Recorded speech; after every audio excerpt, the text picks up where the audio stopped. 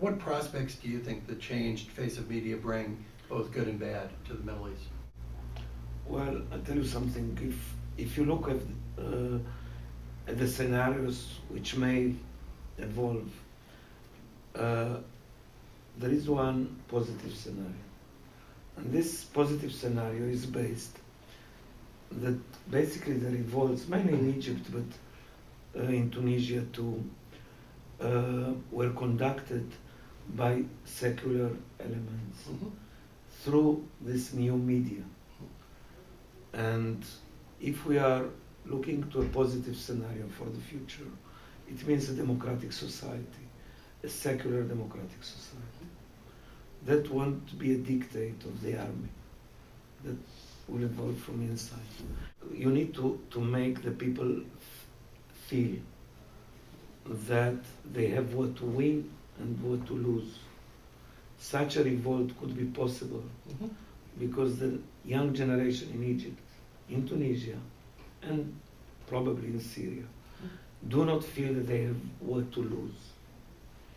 Now, it's very important how you cultivate this sense that the new regime supported by the West create a different situation economically and from the point of view of quality of life.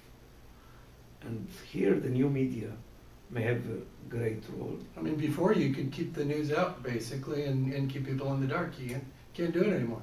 That's exactly the case. News today is instantaneous. There's no time for reflection. There's little time for rebuttal.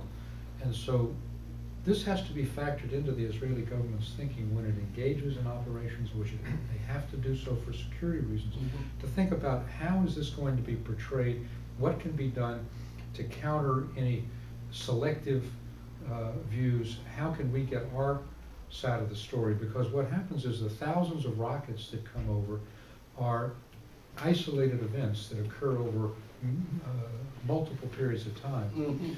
The incursions that respond to those oftentimes are one thrust, and one should be prepared immediately, even before the operation is launched, to make sure that you've got your side of the story ready to be told, because again, Al Jazeera will be on the spot and will sensationalize anything that happens.